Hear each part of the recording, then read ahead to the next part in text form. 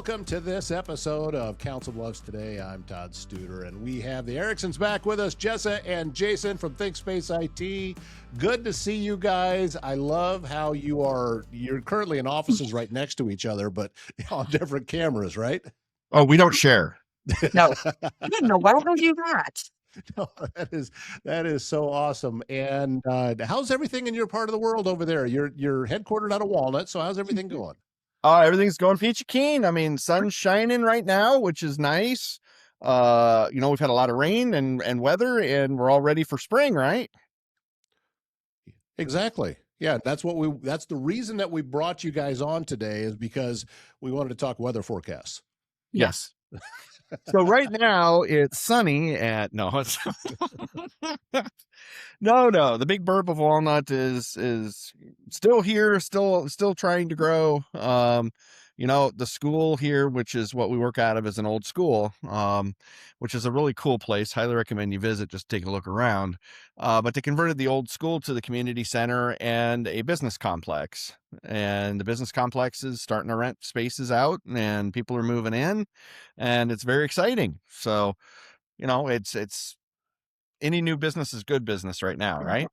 Well, I would highly agree. And communities growing while still maintaining their identity is always the goal. And Walnut's one of them. I think is doing a very good job of that. And, Oh, yeah. Absolutely. Yeah, so wanted to talk to you a little bit today about some technical stuff because, listen, I've got some questions. And I hear all the time about, such as the program that you and I are recording on right now, or my editing software there's minimum requirements that it needs in order to be able to operate effectively. One of those things is RAM. And it says that minimum is 16, it more functional at 32. I don't know what that means. I have no clue. More is better, right? Okay. In the world of capturing everything good, more is better. But RAM and all that is for knocking it down to something simple. RAM is basically a short-term place to store data as your computer software reaches and sends and that kind of deal. Much, much faster than hard drives and all that. So a lot of times if your computer seems slow, it could be a RAM issue. You could just be out of RAM. Windows and Apples and all that, they use a lot of RAM just to run the operating system. So more is better, but there is such a thing as too much. I know, crazy, right? Most computers have kind of a built-in limit, though. They can only accept so much. A lot of computers max out at 64, which is fine. I mean, most people realistically, most people are happy in that 32 to 48 gigs area. And we're going to go down the gigabit path, but it'll say GB. That's all you need to know. But 16 is okay. 32 will make a big difference in how your machine runs. If you have a leak, a clogged drain, or even if you're planning a big remodel, Waldstein Plumbing in Council Bluffs has you covered. With fast, reliable service and expert craftsmanship, handling everything from small repairs to major installations. They're locally owned and trusted and take pride in doing the job right the first time. Residential or commercial, big or small, when plumbing problems strike, they're the ones to call. Visit waldsteinplumbing.com. Good mornings start with peace of mind. My Nurse Healthcare provides professional in-home support where it matters most, helping individuals maintain comfort, dignity, and independence in their daily lives. Their experienced nursing team focuses on personalized care, clear communication, and supporting families through every step of the process. It is healthcare built on trust, compassion, and real relationships. Learn more at mynursehealthcare.com. Yeah, I have noticed that things definitely slow down when I'm sloppy about getting rendered videos off of the hard drive and off my desktop and into the external drive. And everything just kind of slows down. And next thing I know, it won't even let me do anything anymore because there's too much sitting there. Right. And a lot of that's related to when your computer fills up and that kind of deal. You got more and more programs running. It will start actually using your hard drive as kind of a RAM repository, and that will slow your machine way down. especially for what you're doing, Todd, with the audio editing and re-encoding and all that other fun stuff. You push a lot of data, RAM makes a big difference. The graphics folks, I mean, honestly, if somebody's doing graphics work, they should have a 64 gig machine. If they're going to be doing audio, if they're going to be doing creative anything, they should at least have 32. The only people really running with 16 gigabits of RAM should be the ones that are running Office, Word. That's all they're doing all day long. Specialty applications, your accounting software, that is fine at 16 in general. 32 is honestly the sweet spot. The big headache now, of course, is good luck finding RAM right now. It's going to be ugly for a while here. Unfortunately, our good friends who make RAM have basically sold all of the RAM that's going to be made in the next year to the AI data centers that aren't even built yet. So that's where all of our RAM is going. So there was several companies now that don't even sell to the consumer market. They're strictly targeted to AI. And when I say AI, that is a mysterious, magical thing that everybody doesn't really understand. Quite honestly, when people are saying AI, is you're using other people's computers in some warehouse somewhere. They keep building all these data centers that people complain about. And all it is a big warehouse full of computers that are running all the time. The advantage of AI is you can use a low-end computer to do some high-end things, which is nice. Downside is you got to pay for it. And depending on what you're doing and how often you're doing it, AI may not be a great investment for what you're trying to do. If you're doing one-offs, AI is pretty good, but it's really a matter of, do I want a really powerful computer on my desktop, or do I want to use somebody else's really powerful computer? That's the best way to put AI. When I do AI, I'm using somebody else's really powerful computer somewhere else in the world to render my graphics, make stuff up, figure things out for me. And I'm a little old school when it comes to AI. I'm like, if you want to look something up, just look it up. I mean, the biggest problem I have with AI is it lies. Yeah, that I want to rename AI to AF, which would be artificial frustration. Absolutely. Because you're absolutely dead on. When I first started using it, I thought that it was this great research tool. Yeah. And it would compile data for me and be able to tell me all of these wonderful things that I wanted to know. It was telling me what it thought I wanted to know. Well, at the very beginning, I just to backtrack a little bit, if we go back a few years when it was just starting out, it was exactly the tool that you just said. It was a great place to type in and say, hey, tell me about this.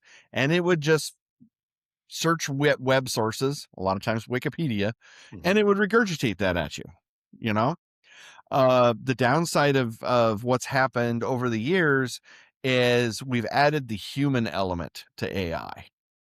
And the human element, in order for Grok and all these other solutions to make people feel like they're talking to a smart or an actual intelligence, they've skewed the numbers in such a way that it's going to agree with you, because it's learned that if it agrees with you and gives you data that agrees with your viewpoints or your thoughts or that kind of deal, whether they're right or wrong, the people who get that kind of metrics and feedback, they're going to stay on the application longer. They're going to use the service more.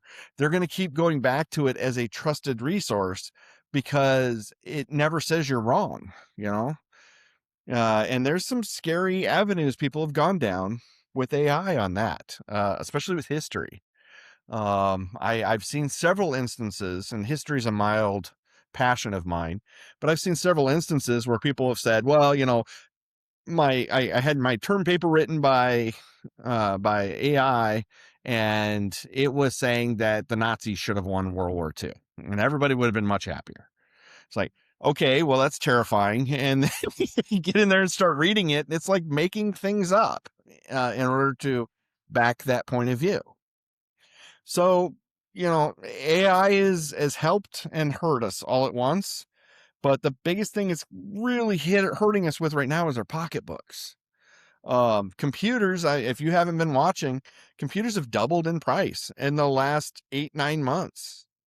And the majority of that is due to the RAM. It's just there's such a shortfall of RAM right now. People have given up trying to get what's referred to as DDR5, which is just a style of RAM, but latest and greatest as fast as is version 5, DDR5.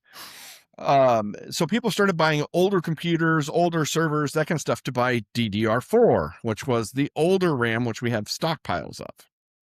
Well, we're to the point now where DDR4 is starting to run out. And we can't go back to DDR3. None of the processors support it. So the computers don't work when we go back that far. So we're kind of in a who's going to bail us out type situation right now. Now, I know Musk has said that he's going to start making RAM. A few other companies have said they're going to start making RAM. It's kind of a wait and see. I mean, a lot of promises, but I have yet to see any of that RAM materialize or prices go down.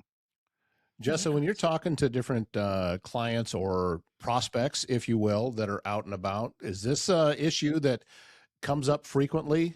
That as you're trying to put together a system for a client that's going to work, because this is kind of new information to me. I didn't even really know that this was going on. So it kind of comes in waves.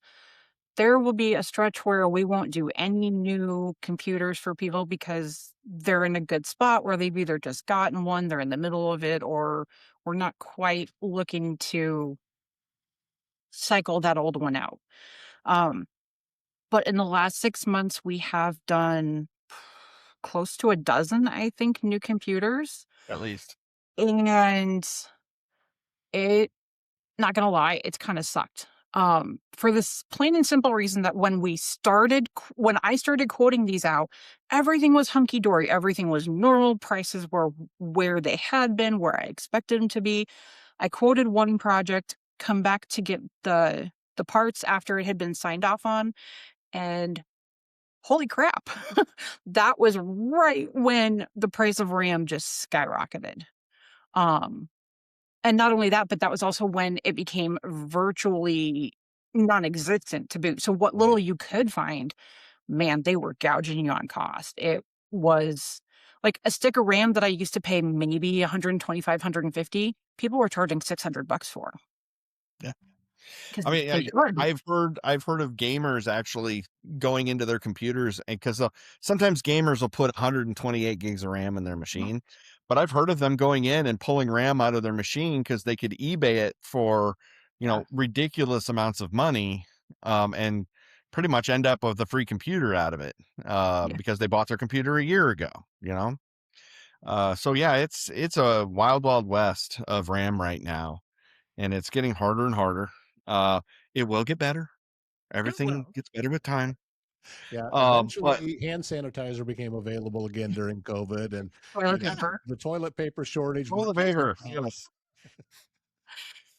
The toilet paper RAM will be coming back on the shelves very soon. But the other side of this, and this is starting to put the market on its heels a little bit, is some of these data centers that were like, well, we're going to be built by the end of 26. We're going to be this, we're going to be that, we're going to be ready to go. Due to legal issues, due to just basically a bunch of groups getting together saying we don't want a data center in our town. There's all sorts of these data centers now that are in limbo.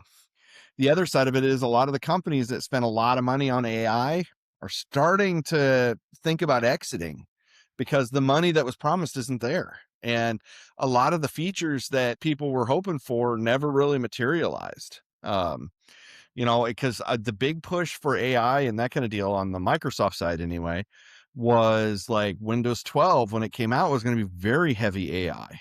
And to the point where they were talking about Windows 12 is going to be a month-to-month subscription.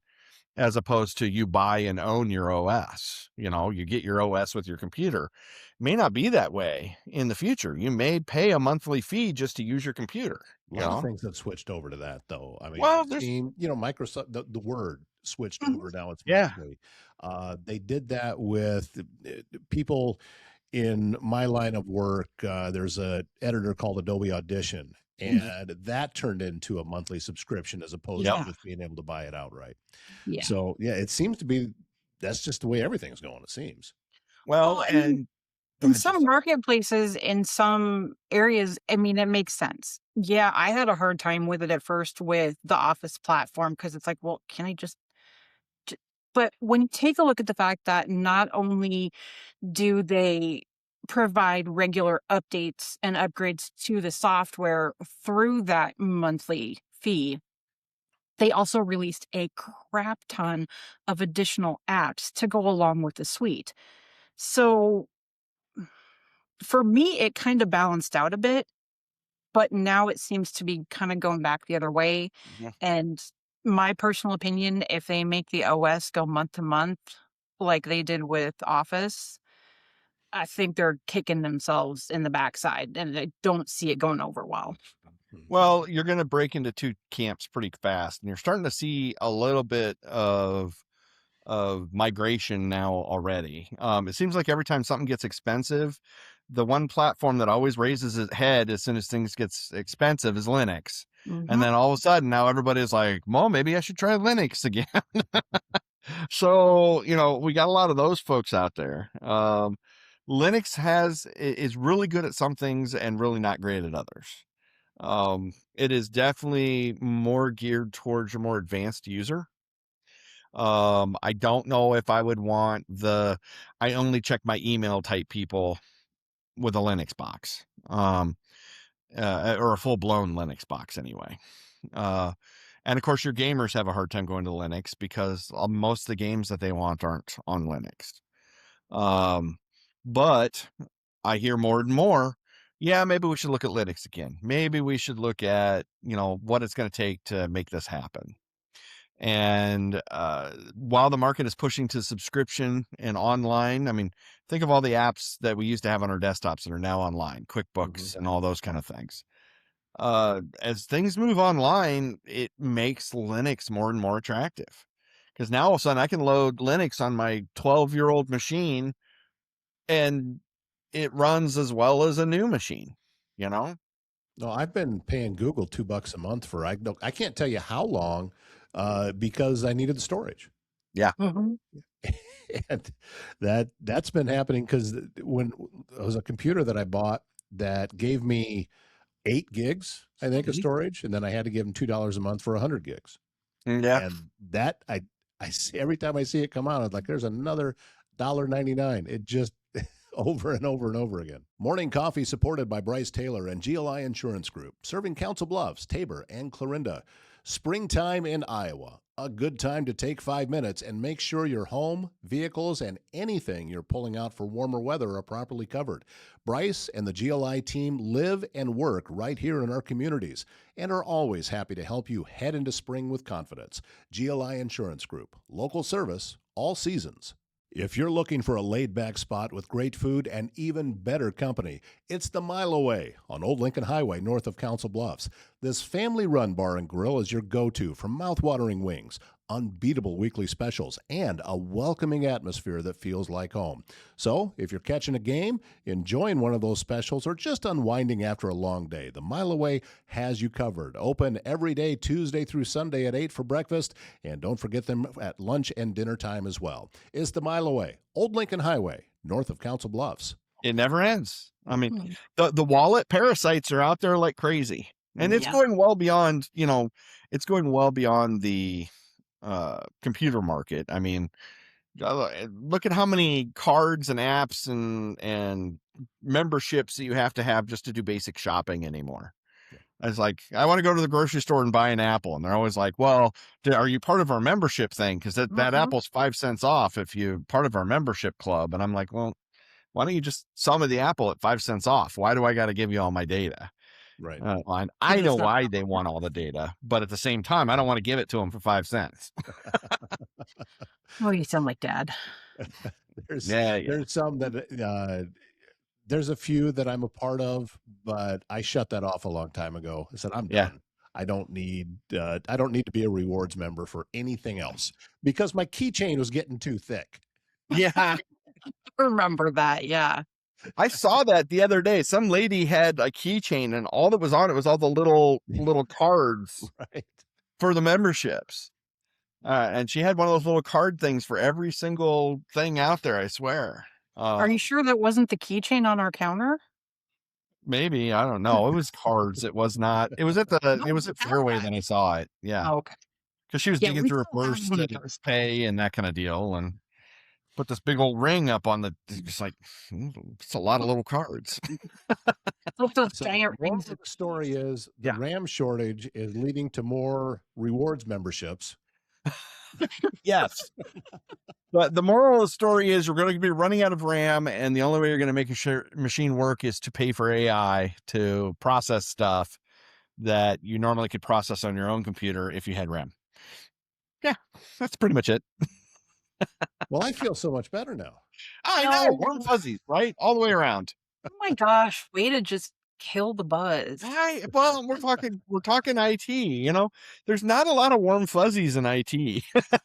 Well, there can be given the right circumstance, but honestly, my big recommendation to everybody right now is if you think you're going to need one in the next 6 months, start looking now. Just get ready for it and be ahead of the game. And set your budget a little bit higher because you just don't know what's going to happen. So are we still in a stage then where it's going to get worse before it gets better? Yeah. Well, judging by all the pushback that we're seeing on the AI, the data centers, Council Bluffs is no exception. I've seen a lot of very angry dialogue go back and forth, and it isn't just Council Bluffs. I mean, I've been listening to the news, and there's a lot of brouhaha going back and forth about, well, these data centers come in and all of a sudden people's electric bills skyrocket, their water bills skyrocket. Why aren't the data centers paying for this stuff? Because they're the ones utilizing it. Unfortunately, I think there's a lot of either miscommunication or lack of communication and probably some shenanigans on the backside. Oh, definite It's just, shenanigans. it's very frustrating for the average person, the average taxpayer. And I get it. I absolutely get it. I just saw something just the other day. I was watching CBS this morning, and they had a story on there about data centers and these people. I think it was in Pennsylvania that were pushing back pretty hard on it and trying to keep them from coming in. So, and I didn't really understand the reason why, other than they didn't want it messing up the countryside. That's the only thing I The noise too. It's not a matter of messing up the countryside. The biggest push that people have against data centers is twofold. One, data centers use up a ton of electricity to the point where they will completely consume every last volt that it can get its hands on. The other problem is cooling. It will completely drain your municipal water supply to the point that they got to put in a whole bunch more pumps, a whole bunch more pipe to support the water flow that these data centers need to keep cool. The downside of that is there's been several communities that have had these facilities come in, and it's like, oh, hey, we're going to have 1,000, 2,000 employees out here. And then once they get it built, it's realistically about 50 to 100. The only time they had 1,000 employees out there was when they counted all the construction folks. But 100 jobs, okay, that's pretty good. But when you think that those 100 jobs are basically being offset with tax things, tax rebates, and a lot of times they make special agreements with power company where they're going to pay a lot less for electricity than you do. And they're going to be a hard set thing. So if the power company has to bring on another power plant, guess who's paying for it? Same with the water folks, your local municipalities. When they need to start bringing in a whole bunch more water, well, more than likely it's going to be the citizens who pay for that, not the data center. And then of course you have the super data centers, which actually have their own power plants, which just exacerbates things because now all of a sudden you got all these natural gas power plants in the middle of your neighborhood, emitting fumes all day long. So that's the big push against power or data centers, is it just sucks away all the resources from the community and refocuses them towards people who already make enough money, quite frankly. Well, I'm going to need you guys to give me some good news, because It's sunny and 72 here in Walnut, and we're going. And from chapter five here, I can see that all the major roadways in Walnut are clear. We had major congestion earlier as the single car drove through town. I used to do that for work, right? Once upon a time, I was over at a media group in Omaha giving those traffic reports. Yep. So yeah, I've been there. Learned all the cliches. Should be a speed limit ride as you travel down 75 South, headed in towards Bellevue, and maybe a few brake lights when you get a little bit closer to Capehart. But yeah, I've done all that. Yeah, you're the reason I never made it to work on time. I get it. Oh, whatever. All right. Well, listen, every time we get to talk, I learn something, and you guys always have great information. Even if it's not the best news, it is still the correct news. So Yeah. I will always be thankful for that. And as I said, every time I'm grateful any chance I get to sit down and do one of these conversations. So you guys just sounds like you need to come up with some kind of RAM construction company. You can start manufacturing it yourselves. There's a definite business there. Oh yeah. Well, if you have $500 million laying around, sure, we'll get right on that. Right. Welcome. Jessa Erickson and Jason Erickson of ThinkSpace IT, thank you so much for your time. ThinkSpaceIT.com is the website to learn more about what it is that they can do for your business. And also, we want to thank you very much for watching this episode of Council Bluffs Today, and we will be back tomorrow morning with another one. My name's Todd Studer. Have a great day.